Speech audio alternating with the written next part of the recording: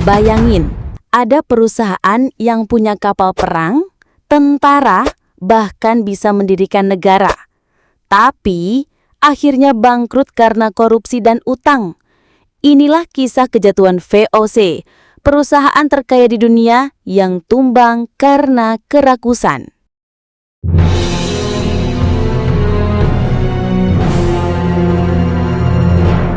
VOC atau Verenigde Oost-Indische Compagnie adalah perusahaan dagang Belanda yang berdiri pada tahun 1602.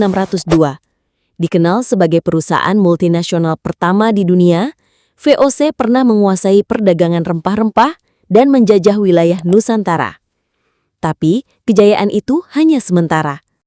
Di masa puncaknya, VOC punya lebih dari 150 kapal dagang, ribuan tentara, dan kantor dagang di berbagai negara.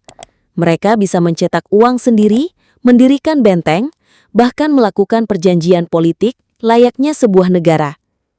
Tapi di balik kejayaan itu, ada bom waktu yang siap meledak.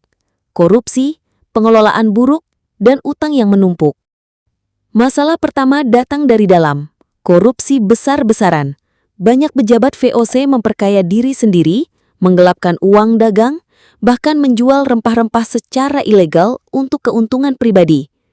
Bayangkan seorang pejabat VOC bisa hidup seperti raja di Batavia, sementara laporan keuangan perusahaan terus merugi. Ditambah lagi, VOC terlalu sering terlibat perang melawan kerajaan-kerajaan lokal di Indonesia, seperti perang melawan Mataram dan Banten. Semua ini butuh biaya besar yang akhirnya diambil dari utang. Dunia juga berubah. Inggris dan Perancis muncul sebagai pesaing kuat di perdagangan global. VOC mulai kehilangan jalur dagang penting dan harga rempah-rempah mulai turun di Eropa.